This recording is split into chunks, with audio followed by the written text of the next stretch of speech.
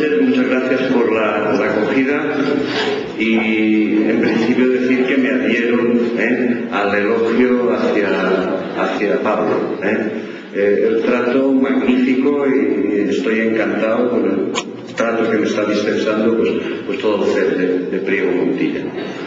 Bien, ¿cómo dar clase a los que no quieren? Pues así de entrada lo primero que se me ocurre es decir que no lo sé. Pero voy a intentar al menos dar ideas de cómo intentarlo, cosa que no es fácil. Lo primero creo que es analizar la situación y la situación se complica porque socialmente han ido apareciendo elementos que educan en paralelo a la escuela y a la familia. Anteriormente, hace décadas, el profesor fácilmente tenía garantizada la obediencia y la audiencia de los alumnos. Hoy en día el profesor se tiene que ganar la actitud y el respeto de sus alumnos. Por lo tanto, las soluciones que antaño servían, hoy en día ya no sirven de la misma manera. Hay que adoptar al menos otra perspectiva que haga que, como decía el dicho, abordar la cuestión sabiendo que si la gente no baila, hay que cambiar de música. Bien, ¿cómo dar clase a los que no quieren? Para mí es fundamental el concepto de gestión de aula, entendiendo por gestión la manipulación de todas las variables que hay presentes en el aula. Desde el momento en que un profesor se planta en el aula delante de sus alumnos, está ya influyendo en ellos, para bien o para mal. No puede ser neutral, está influyendo. Si lo hace bien, les estará influyendo positivamente. Si lo hace mal, les estará influyendo negativamente. El profesor no puede ser neutral. También decir que la familia, del mismo modo, tampoco puede ser neutral. En paralelo, la familia está educando o maleducando a los hijos. No puede ser neutral. Luego, aparte de estas dos Cs socializadoras, que son el colegio, la primera C, segunda C, la casa, la familia, hay otra C que ha ido aumentando su poder educador o maleducador, que es la tercera C, vamos a llamarlo la calle, para que me cuadren de las tres Cs. En realidad me estoy refiriendo a la sociedad. Claro, han aparecido innovaciones tecnológicas, internet, los móviles, televisión, etcétera, que también están educando a nuestros alumnos o a nuestros hijos. Yo creo que ya se me ve la idea que tengo sobre la educación. La educación es una influencia y todo lo que influye educa, para bien o para mal. Por lo tanto, no somos exclusivamente los educadores los que estamos educando. Hay muchas más fuentes de influencia, algunas de ellas compitiendo en sentido contrario al que queremos transmitir. Por lo tanto, creo que vale la pena empezar la conferencia apuntando que cuando, por ejemplo, una C, que es la calle, no fija límites a los alumnos, a los jóvenes, no dice no. Cuando en una casa la familia no fija límites a sus hijos, no dice no. Posteriormente, a los profesionales educadores nos cuesta el triple decir no. Pero si encima cada educador va a su bola y cada educador funciona en solitario y lo que uno avanza el otro lo retrasa, entonces no nos cuesta el triple, nos cuesta mucho más. ¿Qué podemos hacer los educadores y las familias para intentar paliar esta situación cada vez más complicada? Bueno, pues lo primero, inyectarnos optimismo, porque es un reto, pero es un reto perfectamente factible, es posible. El optimismo está ahí. Y yo, la frase esa que pongo en primer lugar en el libro de que sí hay soluciones mágicas, no es una estrategia de marketing, es que creo que sí hay estrategias mágicas. Lo que ocurre es que la magia, ¿sabéis en qué consiste? Aprender números de magia, practicarlos y posteriormente hacer que parezcan mágicos. Pero detrás hay mucho esfuerzo como por ejemplo lo que estáis haciendo vosotros hoy, estando aquí a horas intempestivas. Bien, yo creo que el profesor, dentro de ese contexto de ser solamente una tercera parte de lo que es la influencia, la educación de nuestros jóvenes, de nuestros niños, el profesor, quiera o no quiera, está modificando 5 niveles que hay presentes en el aula. Cuando entra un profesor al aula, hay un determinado nivel de convivencia. Los alumnos se odian o se quieren, los alumnos se pelean o hay una armonía total. Las actuaciones del profesor mejoran ese nivel o lo empeoran. No puede ser neutral. En segundo lugar, también hay un nivel emocional. Cada alumno está satisfecho consigo mismo, tiene la autoestima alta, está realizado, está satisfecho, o nos encontramos con unos niveles de autoestima, unos niveles emocionales que están por los suelos. También, qué haga yo y cómo lo haga ante mis alumnos va a contribuir a que suba la autoestima de mis alumnos o por el contrario los voy a hundir. En tercer lugar, también me encuentro con un determinado nivel motivacional en el aula. Es decir, todos los alumnos están implicados, deseosos de aprender o nadie tiene ningún tipo de interés por aprender. En cuarto lugar, nivel atencional. Todos los alumnos me atienden todo el tiempo, nivel atencional 10, o nadie me atiende en ningún momento, nivel atencional 0. También el despliegue, el planteamiento, la gestión de la clase que yo haga influirá para mejorar ese nivel atencional o empeorarlo. Y por último, un nivel que para algunos es el único que existe, que es el nivel académico. Cantidad de aprobados, de suspensos, cantidad y calidad de conocimientos. Bien, 5 niveles. Para mí, solamente se puede mejorar el nivel académico si se mejoran los 4 niveles anteriores. Por lo tanto, hay que prestar una atención previa a esos 4 niveles si queremos mejorar el nivel académico. ¿Cómo se mejoran los 5 niveles en el aula? Para mí, el profesor tiene 3 grandes áreas de gestión y en cada área de gestión hay una serie de variables sobre las cuales no es que el profesor tenga que intervenir, es que interviene. Lo sepa o no, quieran o no, está modificando todas esas variables. Una primera variable en la columna de la izquierda, de nuestra izquierda, son las variables que corresponden al control del aula. Si no hay un orden mínimo en el aula, en casa, no se puede pasar a intentar nuevos objetivos. El control es imprescindible, necesario, pero estoy hablando no de un control autoritario y represivo, sino un control que simplemente pretende crear condiciones para que los alumnos aprendan y convivan en libertad. ¿Control para qué? La segunda columna habla de una serie de variables referidas a las relaciones en el aula. Relaciones interpersonales entre alumnos y el profesor, entre profesores y familias, relaciones interpersonales y también relaciones intrapersonales de cada persona presente en el aula con ella misma. Autoestima arriba, autoestima abajo, personas capaces de autocontrolarse, de controlar sus impulsos y personas impulsivas e incapaces de autocontrolarse. Es decir, también las relaciones son fundamentales porque en las aulas las relaciones se suceden vertiginosamente durante todo el año. Y no podemos dejar a la improvisación el funcionamiento de esas relaciones. Hay que intervenir sobre las relaciones para mejorarlas.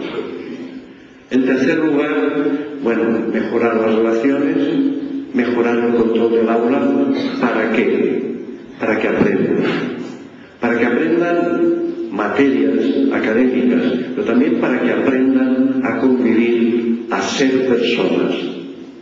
Por lo tanto, la tercera columna, si la primera estaba ligada al control, fundamentalmente, entendiendo por control, ayudar a los alumnos a que no hagan lo que no deben, la tercera columna son todo variables motivacionales que intentan ayudar al alumno a que haga lo que debe. Una es como un freno, la parte del control, y la otra es como un acelerador que da energía para que haga. Bien, yo lo que voy a intentar es ser muy práctico y dar algunas ideas, pocas, tu tiempo, algunas ideas sobre cómo creo yo que se pueden mejorar cada una de estas variables, y voy a hacer un paseíto ligero sobre cada una de ellas. ¿Qué puede hacer un profesor, un padre, una madre, para controlar? Bueno, lo primero es entender que la finalidad del control es el autocontrol del alumno o del hijo. Si tengo que estar controlándolo todo el curso, estoy fracasando. La finalidad del control es conseguir que el alumno sea capaz de autocontrolarse. ¿Cómo se consigue esto? Lo primero es fijando límites. Pero por límites no entiendo algo similar a normas. Es diferente. Las normas pueden ser un reglamento que está por escrito, pero fijaos que eso no es lo que realmente regula el clima en un aula, porque en un centro educativo, por ejemplo es posible que haya un reglamento con unas normas únicas para todos los profesores. Sin embargo, imagino que estáis de acuerdo conmigo con que cada profesor en su aula tiene un clima diferente. A pesar de que las normas son las mismas, pero los climas resultantes son diferentes. Por lo tanto, hablo de límites y no tanto de normas. Bueno, ¿y qué es eso de límites? Bueno, pues límites es la frontera entre lo que consideramos que debemos permitir y lo que consideramos que debemos prohibir. Y los límites dependen de un acuerdo, más bien de un juego de poder entre cada profesor individualmente y cada grupo de alumnos. Por lo tanto, es en esa negociación que se realiza fundamentalmente en las primeras semanas, cuando se define qué clima de aula va a haber. ¿Qué puede hacer el profesor para establecer límites que le convengan para poder enseñar de una manera cómoda y eficaz? Bueno, pues lo primero es tener claro el proceso de fijación de límites. Y yo creo que es el siguiente. Un profesor, un centro, intenta fijar límites y, por ejemplo, prohibir determinada conducta. Automáticamente algún alumno incumplirá esa norma mediante un incumplimiento táctico, encaminado sobre todo para ver cómo reacciona el profesor. Porque el alumno, aunque no lo sepa, el alumno disruptivo, el alumno conflictivo, intenta establecer límites que le convengan y que no coinciden con los límites que pretende fijar el profesor. El profesor intenta fijar límites, algún alumno los incumple y el tercer paso es el fundamental. ¿Cómo reacciona el profesor ante los incumplimientos? De eso depende que esa conducta para el resto de año quede como permitida o como prohibida. Bueno, ¿y qué puedo hacer yo para conseguir que una conducta que creo que no debo permitir, pues realmente no esté permitida? Lo primero, procurar no actuar en solitario. Si actuamos en solitario frente a los alumnos, que muchas veces actúan en equipo, estamos concediendo demasiada ventaja. y nos impondrán límites, los líderes negativos, límites que no queremos. Por lo tanto, actuemos en equipo ya desde el principio. Por ejemplo, entrando el primer día de clase y en vez de difundir las normas el tutor, que las difunda un mini equipo docente formado por 3 o 4 profesores y que entre esos, además del tutor, haya al menos uno con experiencia y con recursos. Porque la credibilidad de las normas no está tanto en lo que estamos leyendo o en lo que estamos enseñando, que es lo que se llaman normas explícitas, sino sobre todo en lo que no estamos diciendo. Transmitimos credibilidad, transmitimos seguridad o estamos transmitiendo incredibilidad, inseguridad. Estamos continuamente transmitiendo emociones a los alumnos. Hay un libro estupendo de hace muchos años que a mí me gusta especialmente el título: Educar con la boca cerrada. Los mensajes fundamentales del profesor se hacen con la boca cerrada. También los mensajes fundamentales de la familia se hacen con la boca cerrada. De hecho, la educación es una persuasión. Intentar convencer al alumno, al hijo, de que haga lo que creemos que debe hacer. Es una persuasión. Y de los 4 mecanismos de persuasión que hay, el menos potente es el verbal. Por lo tanto, las palabras son la vía menos eficaz. Tenemos que transmitir credibilidad. Evidentemente transmite mucha más credibilidad un mini equipo docente de 3 o 4 profesores informando de algunas pautas básicas de funcionamiento, mucho más creíble que el que un profesor exclusivamente esté transmitiendo esas pautas.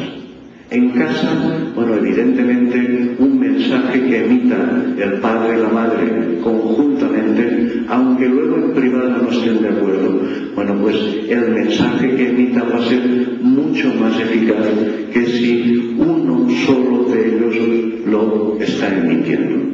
Bien, límites. Hemos fijado límites, pero veamos qué hacemos con lo más importante, que es el incumplimiento de los límites. Lo primero, tener en cuenta que en una enseñanza obligatoria, pues es lógico que haya alumnos que no quieren estudiar. Eso lo tengo que entender. Tienen derecho a no querer estudiar. En casa tienen la PlayStation, Internet, móvil, relaciones, chatean con australianos, con japoneses, con gente de otras.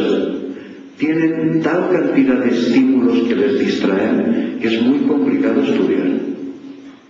Es muy complicado renunciar a todo eso, sobre todo cuando no están habituados, y decir: yo, por propia iniciativa, con 15 años, con 12 años, responsablemente, de forma madura, aparto todo eso y me concentro en el estudio. Bueno, me parece una utopía. Por lo tanto, lo primero es entender que probablemente tengan razón en preferir otras vías de influencia. Le cuestan menos esfuerzo y le producen más satisfacción. Y todos buscamos algo de eso. Pero intentar que estudien supone darle la vuelta a esta situación. Por lo tanto, lo primero es comprenderlos. Y yo intentaré corregirle conductas y actitudes, pero dándole a entender que lo entiendo, que lo comprendo, que soy capaz de ponerme en su situación. Bien, ¿qué se debe hacer cuando se producen incumplimientos? Bueno, pues cuando se producen incumplimientos, yo creo que ante conductas erróneas hay que hacer advertencias, pero advertencias calmadas, creíbles, breves. Hay que tener en cuenta que cada advertencia es una interrupción de la clase. Y una interrupción larga es un premio para los alumnos disruptivos. Por lo tanto, hagamos advertencias breves. Porque cada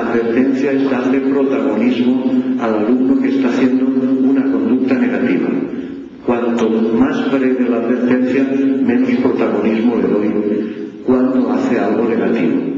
Ya tendré tiempo de darle protagonismo cuando le pille haciendo algo bueno, cuando en el malo vea algo bueno. Entonces me faltará tiempo para dedicarle la atención que merece.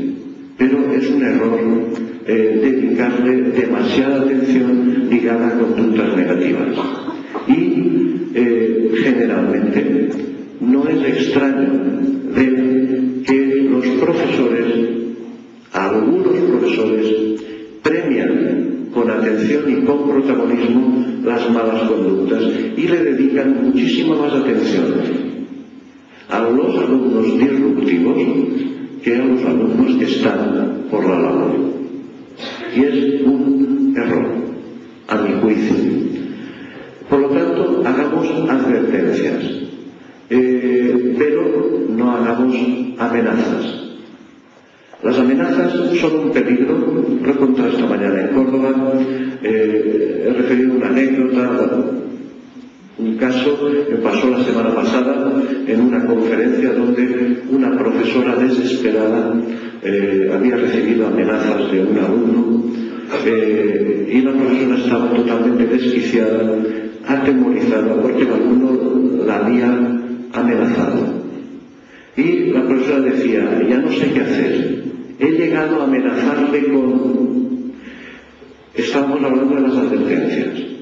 Y yo acababa de decir que hay que hacer advertencias y no amenazas. Y la profesora dijo, yo le he llegado a amenazar con... Claro, un profesor que amenaza es un profesor que rompe el mecanismo más potente que tenemos sobre los alumnos, la empatía.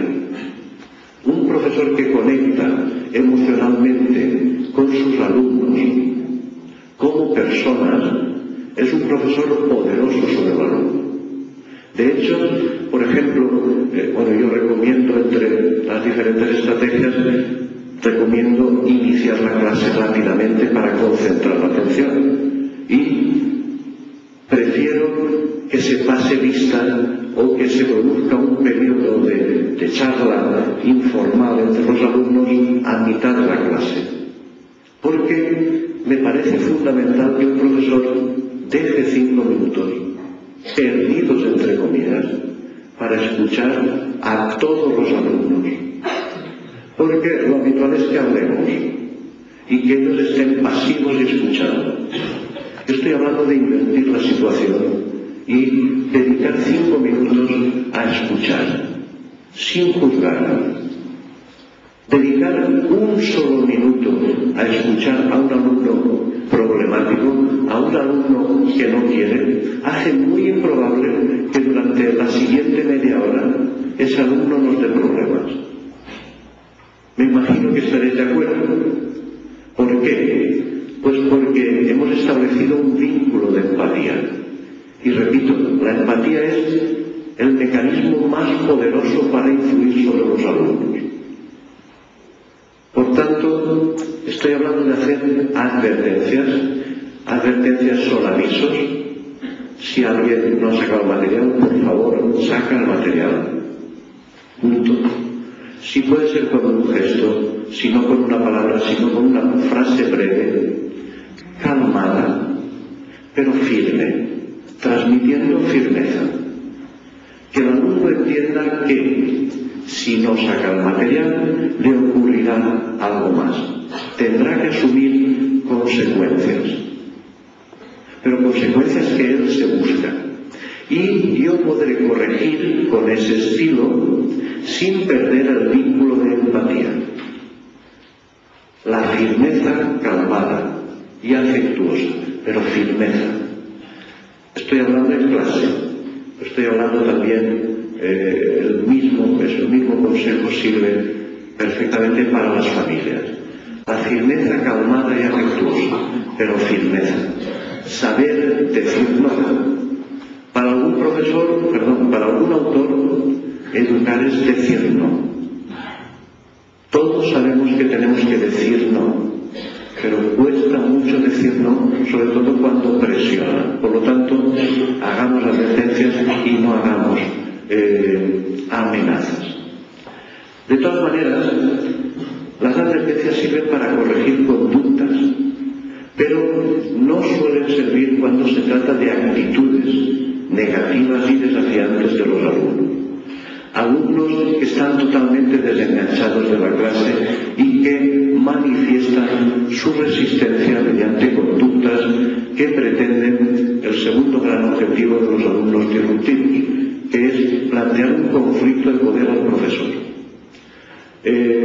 Normalmente estas actitudes, no siempre, pero casi siempre, se deben a un mecanismo universal de funcionamiento que sirve para el alumno problemático y sirve exactamente igual para nosotros. Nos pasamos toda la vida intentando mantener la autoestima alta. Por autoestima entendemos, ya sabéis, la imagen y el valor que nos damos a nosotros mismos.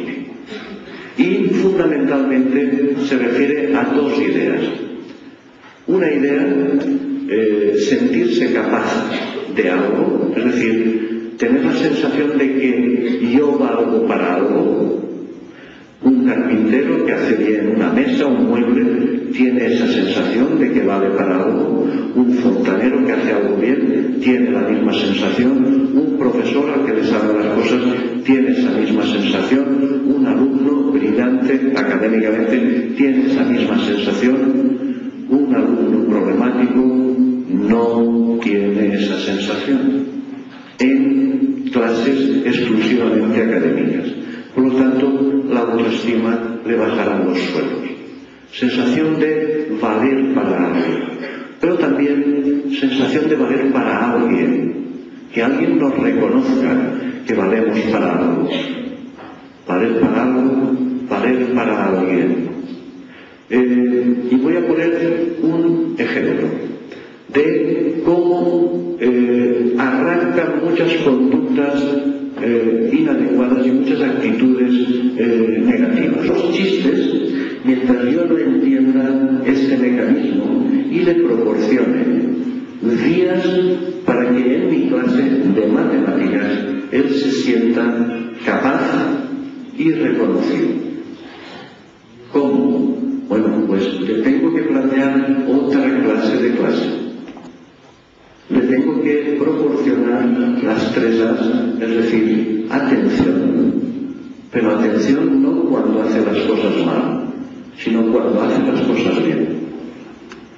Ayudas directas en alguna ocasión por parte del profesor, pero con 30 alumnos, con 35 a veces, es complicado dedicar ayudas a todos y cada uno. Pero también hay ayudas indirectas, alumno a alumno. Yo puedo establecer, por ejemplo, la clase en trabajo individual y al mismo tiempo montar 5 parejas donde 5 alumnos ayudan a 5 alumnos que lo necesitan. Es decir, las 3 A's: atención, ayudas y acuerdos. ¿Acuerdos en qué sentido? Mira, entiendo que no te guste, entiendo que te cueste, pero si tú lo intentas, y el reto es intentarlo, por mi parte vas a tener toda la ayuda y vas a tener el éxito fácil de conseguir. De hecho, hay que tener en cuenta que dar clase a los que no quieren es intentar persuadirles de que les conviene querer y que pueden. Y esto, repito, es complicado porque junto al escaparate donde yo vendo el trabajo escolar, el alumno tiene otros escaparates que le ofrecen productos muy apetitosos que no le cuestan ningún esfuerzo. Yo le tengo que ofrecer no un aprobado carísimo que le cueste muchísimo esfuerzo, sino un aprobado posible, al alcance de la mano. Y tengo que empezar por abrirle expectativas. De hecho, una de las estrategias que propongo es ofrecer en los primeros días notas positivas gratis. Una estrategia de marketing que utilizan los que venden coleccionables. Compras un periódico y te regalan un abanico del siglo XVIII, ¿no? Y no lo quieres, pero te lo llevas gratis. La segunda semana, 2 abanicos por el precio de uno. Y dudas y al final compras, porque son 2 por el precio de uno. Y la tercera semana, bueno, pues yo no sigo comprando abanicos, evidentemente, pero hay gente que sigue comprando y completa la colección. ¿Qué fenómeno se ha producido ahí? Bueno, pues que alguien que no pensaba comprar abanicos acaba comprando abanicos todo el año. El alumno exactamente igual. Un alumno que no quiere, es un alumno que no tiene nada que ganar y que no tiene nada que perder. Yo tengo que cambiar ese estado de las cosas. Y hablo de pruebas gratis. Por ejemplo, en los primeros días de preguntar a los alumnos, a quien levante la mano le voy a poner una nota positiva. Levanta la mano todos, concreto. No, levantad la mano los que estéis dispuestos a intentarlo. Solo los que estéis dispuestos a intentarlo. Y entonces levantaría la mano casi todos.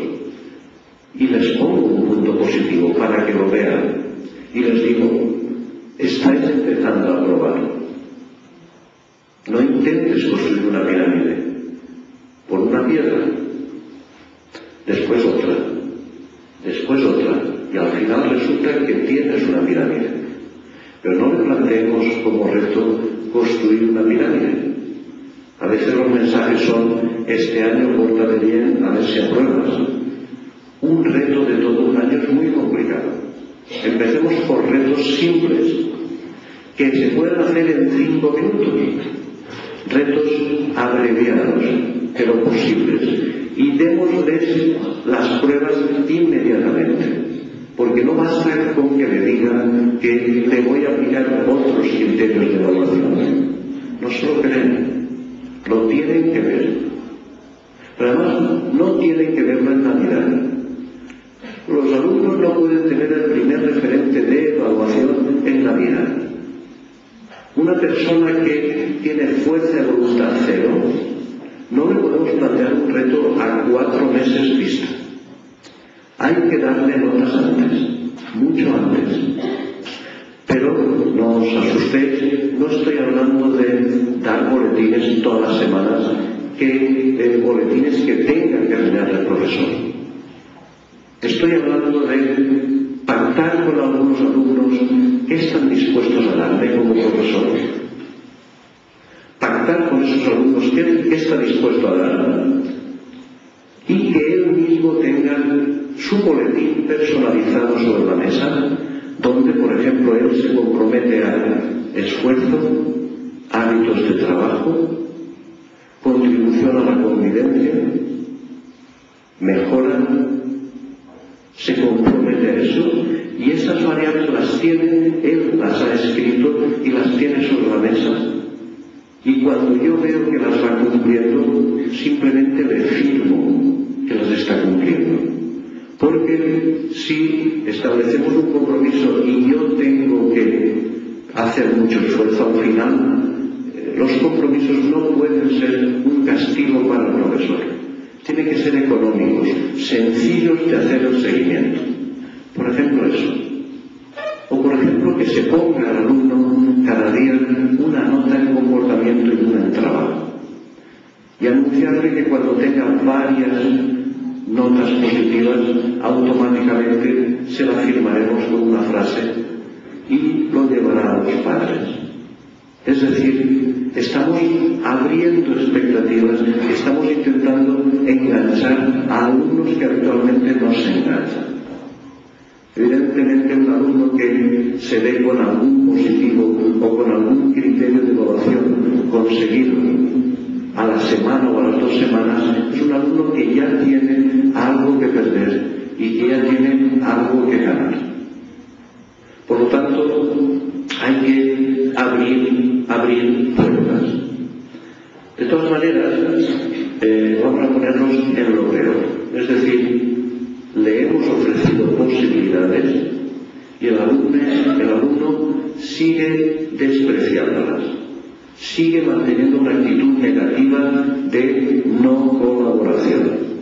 ¿Qué hacer en ese caso? Bueno, pues lo que hay que hacer en ese caso, a mi juicio, es seguir aplicando consecuencias. Los alumnos, los hijos, han de asumir consecuencias por lo que hacen. Cuando uno hace las cosas bien, consecuencias positivas. Cuando uno hace las cosas mal, consecuencias negativas. Y no podemos crear una sociedad débil donde no se asumen consecuencias.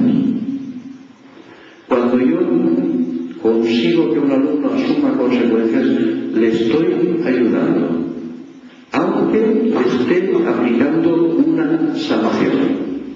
Le estoy ayudando.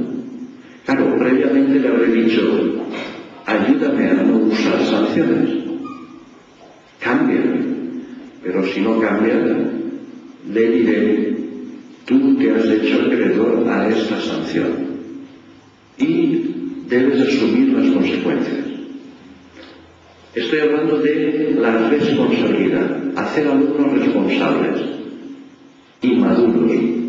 Que para mí la responsabilidad consiste en la capacidad de asumir consecuencias por lo que se ha hecho y la capacidad de prever consecuencias antes de hacerlo.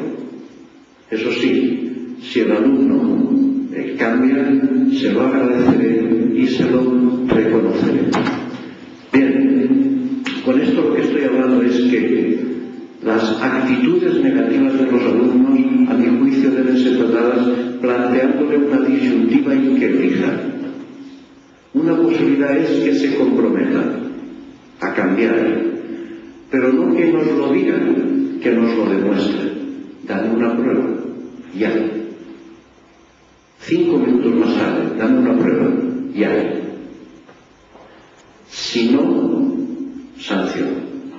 Pero no una sanción represiva, autoritaria, sino una sanción formativa. Y una sanción formativa es hacerle entender al alumno que tiene lo que se ha ganado a pulso. Por lo tanto, sanciones formativas, que si el alumno en algún momento decide cambiar, se suspende, se congela y se aplaza, pero no se elimina, no te quito la sanción, simplemente te la congelo y mientras tú me demuestres que tienes intención de cambiar, yo te congelo la sanción y si cuando hayan pasado varios días me lo sigues demostrando, romperé la sanción y la sustituiré por un mensaje de reconocimiento y de felicitación a tus padres o a ti mismo. Es decir, estoy hablando de una visión proactiva de los problemas de convivencia laboral. Entender que cada conflicto en realidad es una señal que me transmite el alumno o el hijo y diciéndome, profesor, yo no tengo autocontrol, profesor, yo no tengo fuerza de voluntad, profesor, yo no tengo respeto por los demás, profesor, yo no tengo. Es decir, me está mostrando con cada conflicto, por ejemplo, un alumno que insulta a otro, bueno, pues un alumno que me está diciendo, yo no soy respetuoso con los demás. Pero yo puedo entender eso como un problema para mí, o lo puedo entender como una ocasión para intervenir con una frase de 30 segundos o menos y convertir lo que es una carencia, lo que es una falta, lo que es una deficiencia en una fortaleza de cara al futuro. Mira, has insultado, ¿de acuerdo? Puedo hacer dos cosas. Una, por insultar tienes que tener una consecuencia, una sanción, te la has ganado. Esa es una posibilidad. La otra, que tú asumas el compromiso de, primero, que no se vuelva a repetir. Segundo, que el daño que has hecho lo repares. Si ha sido un insulto público, pues públicamente pidas excusas, te costará. Necesitas una cierta dosis de humildad, pero si eres capaz, si eres capaz, ¿recordáis la autoestima? Sentirse capaz de, se lo planteo no como una obligación, sino como un reto. Si eres capaz, eso te hará más fuerte, más maduro, más persona, y te lo agradeceré.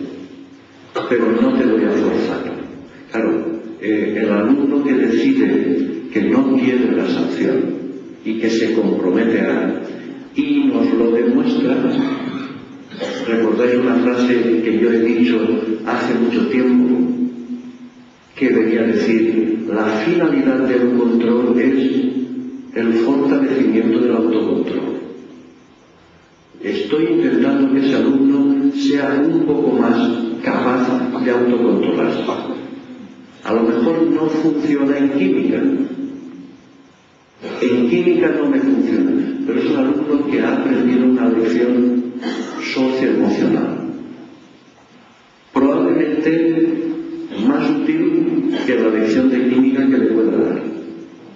Estoy hablando de utilidad de cara a la vida futura. Y evidentemente, aparte de ser bueno para él, es bueno para el clima del aula y es bueno para mí, egoístamente como profesor. Porque ese alumno al que yo he cambiado sin cortar la empatía, es un alumno que es muy improbable que vuelva a incurrir en una falta de respeto. Cuando yo hablo de gestión del aula basada en la educación socioemocional, me refiero a eso. Es decir, todos los conflictos se deben a carencias socioemocionales. Faltas de respeto, faltas de autocontrol, faltas de... Todas esas carencias son entrenables. Y los tengo delante de mí 30 horas. ¿Por qué no los entrenamos? A que sean más respetuosos, a que se esfuercen más. De hecho, por ejemplo, una estrategia que suelo recomendar también es que en todas las clases todos los alumnos tengan al menos un reto que ellos establezcan de forma autónoma, sencillo, fácil para empezar. Siempre un plan en activo. Fundamental si además la familia se compromete a que en casa también tengan siempre un plan en activo. La fuerza de voluntad hay que trabajarla. Si no, se debilita. O se entrena o se debilita. Y creo que los jóvenes de hoy tienen una serie de competencias excesivamente debilitadas, porque no se las entrenamos. No es responsabilidad exclusiva nuestra, pero una parte de responsabilidad la tenemos. Si detectamos deficiencias, entrenémoslas.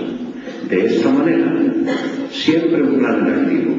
Plantearos un plan, un reto, algo que os cueste un poco, algo que os moleste un poco, algo. Eso os hará más fuertes. Apuntadlo. Y yo cada día preguntaré, ¿quién ha conseguido cumplir el reto que se ha planteado? Eso es entrenamiento socioemocional tal como yo lo entiendo. No dar grandes lecciones sobre qué es el respeto, etcétera, sino entrenarlo momento a momento, caso a caso, experiencia a experiencia. Por lo tanto, compromisos o sanciones. Si tienes sanciones, le digo al alumno por qué tiene una sanción. Y para mí es fundamental también explicarle a la familia por qué tiene una sanción. Y para mí es fundamental que cuando el alumno, por ejemplo, vuelve de una sanción, si ha sido una expulsión del centro, es fundamental que vuelva con la familia y preguntarle qué vas a hacer en las próximas semanas. Porque puede volver resentido y pretendiendo hacer más de lo mismo. O puede volver dispuesto a rectificar. En los conflictos se puede adoptar dos posturas. Una es la reactiva, que es intentar zanjar el pasado y contra la cual yo estoy totalmente en contra. Y se puede adoptar otra actitud, que es la actitud reactiva.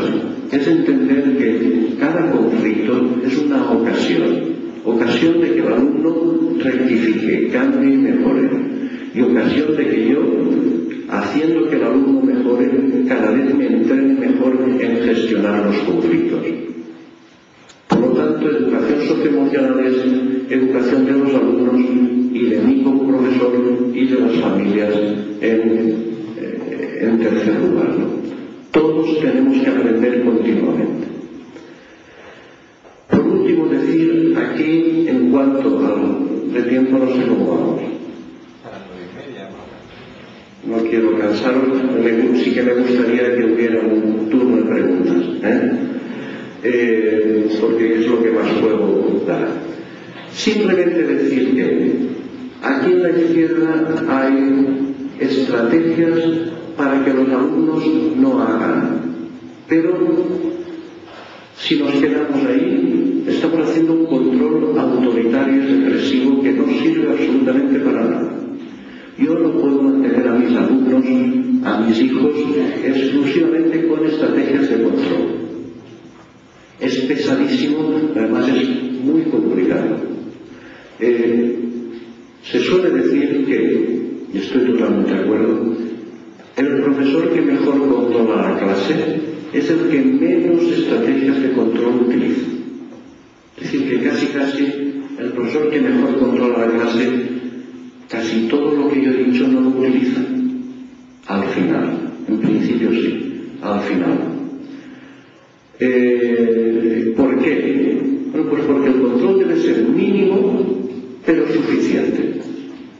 Sin embargo, la columna de la derecha, que es la columna ligada a la motivación, ha de ser máxima y necesaria.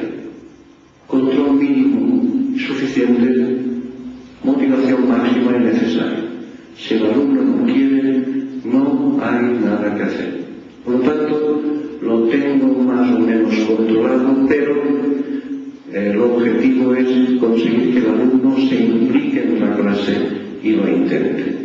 ¿Cómo? Ya he dicho rapidísimamente, telegráficamente, primero creando expectativas. El alumno que lleva 7 años suspendiendo, que espera más fracaso, más aburrimiento, más tedio, tiene que ser un alumno que diga: esto es otra cosa. Este año te equivocas, este año, si quieres, conmigo puedes. Te lo voy a poner fácil. Te pido cosas que puedes dar. Por ejemplo, en los primeros días todas las normativas hablan de que hay que informar de los criterios de evaluación, que en realidad son los objetivos a perseguir. Yo no puedo plantear a los alumnos el primer día objetivos imposibles de alcanzar. Tengo que plantearles objetivos asequibles. Eso sí, pasando por el esfuerzo, pero un esfuerzo rentable. Un esfuerzo rentable es un esfuerzo proporcionado. Si, por ejemplo, el CEP de Priego os pidiera que asistierais a cursos poco interesantes, nada útiles, durante 1000 horas y luego os certificara 30 horas, no habría nadie. Porque os estaría pidiendo un esfuerzo muy poco rentable. Yo la pregunta que hago es: un alumno de 12 años que está repitiendo el segundo de la ESO, ¿qué he dicho? ¿De 12? No, un alumno de 15 años que está repitiendo el segundo de la ESO, tiene el título a años luz, está a 1 año de cumplir los 16 y está a 3 años de conseguir el título. Ese alumno tendría que hacer un esfuerzo descomunal para tener, no para aprobar, sino para tener unas esperanzas mínimas. ¿Puedo tener yo 200 días sentado ahí con mecanismos de control a un alumno que no espera nada? Imposible. Aparte de control, tiene que hacer otras cosas. Lo primero, crear expectativas. Si quieres, puedes. Y por eso he hablado yo de ya en los primeros días que vean que están empezando a probar. Que vean un puntito verde, o un positivo, o 2 o 3, a lo mejor gratis.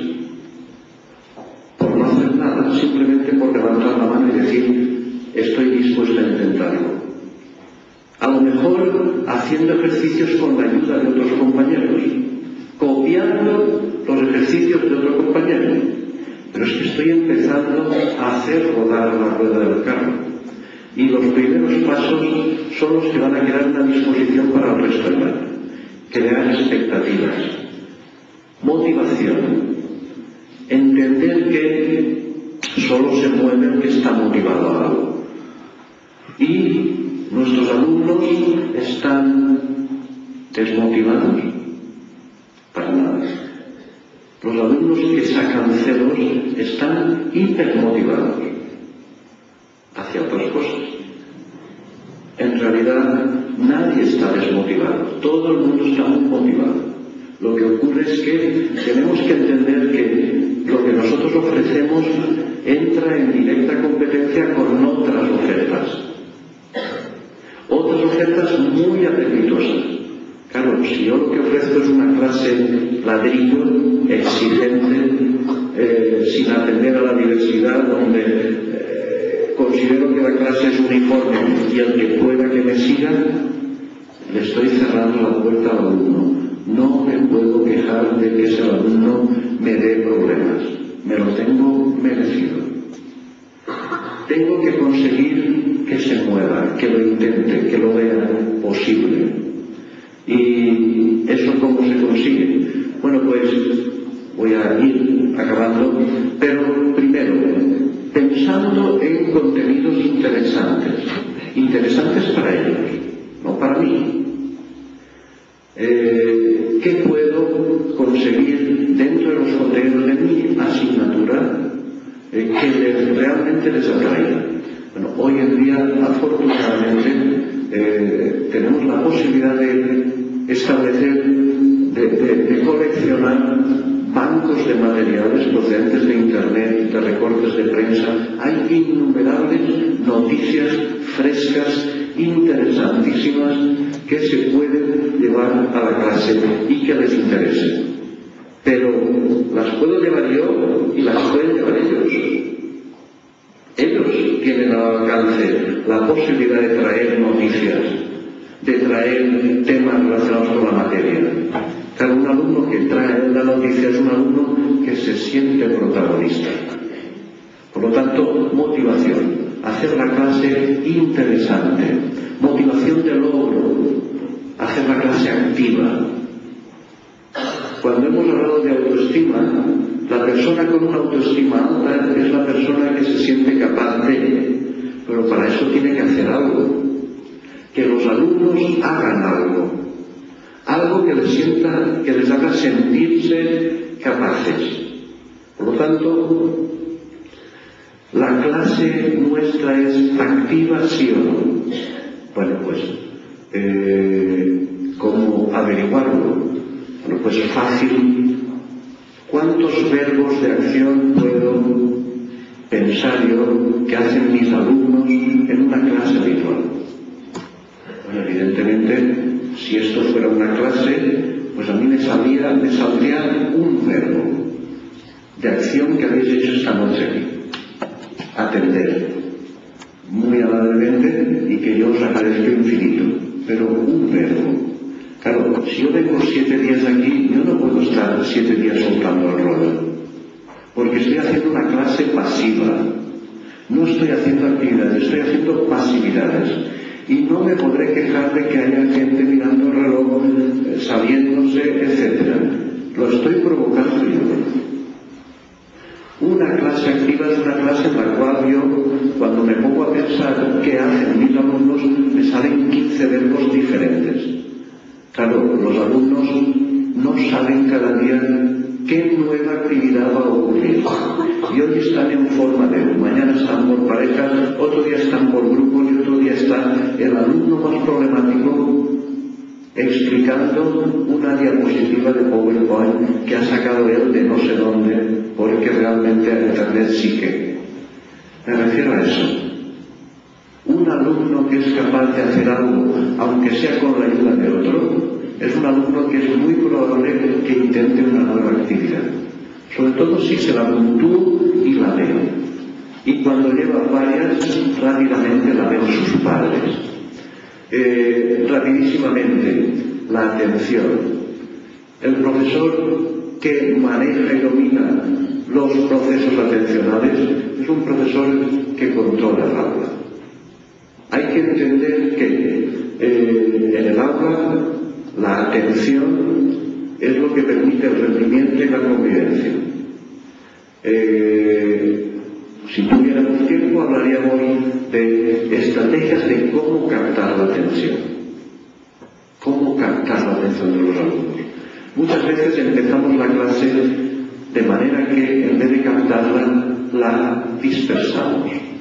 Entramos, pasamos lista, hacemos una parte con unos alumnos, nos dirigimos a otros de la primera fila y ellos se van habituando a una manera de empezar la clase con cada profesor. Si yo empiezo la clase, por ejemplo, con una actividad manipulativa muy breve, abrir el libro por la página 83, copiar el primer renglón, eso es incompatible con la distracción. Los estoy forzando, sin que se den cuenta, a que con ello la clase se inicia rápidamente.